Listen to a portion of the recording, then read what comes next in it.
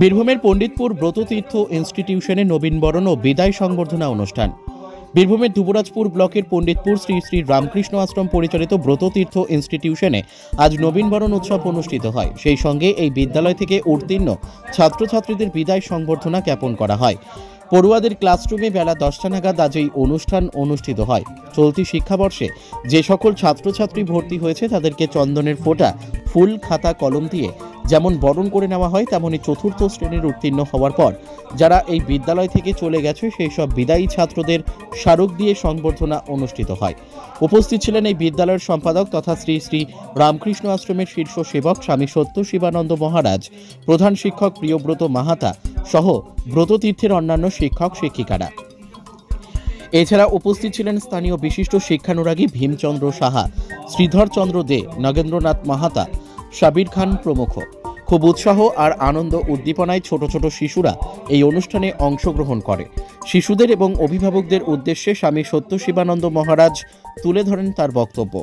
উল্লেখ্য, এই আশ্রম পরিচালিত বিদ্যালয়ে স্থানীয় কামালপুর, পণ্ডিতপুর, হালসোত, আদমপুর, গুন্ডোবা, ডাঙ্গালপাড়া ইত্যাদি গ্রাম থেকে ছোট 135 জন শিশু এই ব্রততীর্থ ইনস্টিটিউশনে পড়াশোনা করছে। আজ এই ছোট শিশুরা তাদের নৃত্য, গান, কবিতা দিয়ে উৎসব পালন করেন। দুবরাজপুর থেকে জয়ন্ত মণ্ডলের রিপোর্ট, এস নিউজ বাংলা। একটু আগে আমাদের মাস্টারমশাই শ্রীধরদা তোমাদের উদ্দেশ্যে যে কথাগুলো বলেছেন সেগুলো সবাই মনে রাখার চেষ্টা করবে। আমি তোমাদের বেশি কথা বলবো না, তো সংক্ষেপে একটা কথা বলবো। তোমাদের প্রার্থনায় তোমাদের যে শেখানো হয় যে আমরা বড় হব, আমরা বড় হব, আমরা বড় হবই, তো বড় হয় না? হ্যাঁ, তোমরা এখন আমার সঙ্গে বলবে, ঠিক আছে? আমি বলবো, তা তোমরা বলবে।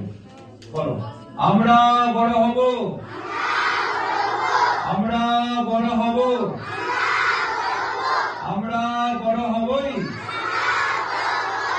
আরেকটি কথা বলবে, আমরা ঠাকুরের, ঠাকুর আমাদের। ঠিক আছে?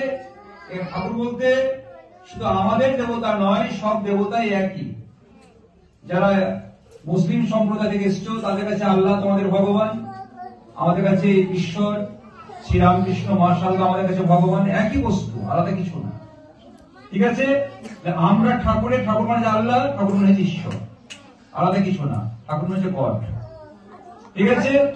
তোমরা বলবে, বলো, আমরা ঠাকুরের, আমরা ঠাকুরের, ঠাকুর আমাদের, ঠাকুর আমাদের। আমরা ভালো হব,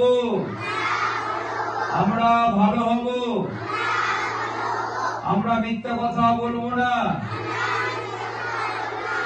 আমরা সবাইকে ভালোবাসবো। এই কথাগুলো মনে রাখবে। এগুলো আমরা যত বলবো না পড়তে বস।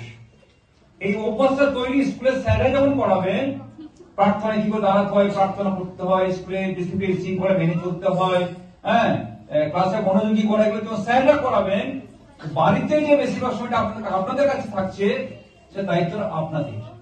ছেলেকে ঠিক সময় বসানো, পড়তে বসানো, ঠিক সময় স্নান করানো, অভ্যাস তৈরি করতে হবে। অভ্যাস তৈরি না করলে হবে না। ঠিক আছে? এখন অভ্যাসটা তৈরি করতে দেখবেন ছেলে সুন্দর, আর আপনার বলতে হবে না। যখন সে 5-এ বড় হবে, হাই স্কুলে যাবে, তখন আপনার বলতে হবে না। ঠিক সে স্নান দেখবে, স্নান করছে, জামা কাপড় গুছিয়ে রাখছে, জামা কাপড় পরছে, খাবার খাচ্ছে, কিছু পড়তে বসছে। এই অভ্যাসটা গড়ে তোলার দায়িত্ব কিন্তু বাবা মাদের বেশি, অভিভাবকদের প্রধান দায়িত্ব। আর ছেলে মেয়েদের বড় করতে গেলে বাবা মা কিছু ত্যাগ স্বীকার করতে হয়। ত্যাগ স্বীকার কেমন? আমি একটা উদাহরণ দিই। বড় হাই স্কুলের যে শিক্ষক অসিত মন্ডল, সবে গত বছর রিটায়ার করেছেন, আমাদের আশ্রমের পাশেই থাকেন। হ্যাঁ, তার ছেলে এখন বিধানচন্দ্র কৃষি বিশ্ববিদ্যালয়ে তিনি পড়াশোনা করছেন এগ্রিকালচার নিয়ে।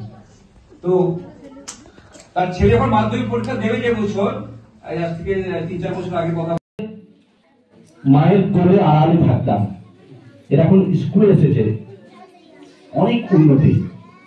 এই শিশু মুখগুলোকে দেখে আমার সেই স্মৃতি মনে পড়ছে যে নবীনবরণ আমরা যেটা কলেজে করেছি সেই নবীনবরণ এরা করছে শিশু বয়সে, 3-4 বছর বয়সে, এবং আমাদের থেকে এরা অনেক বেশি শিখেছে।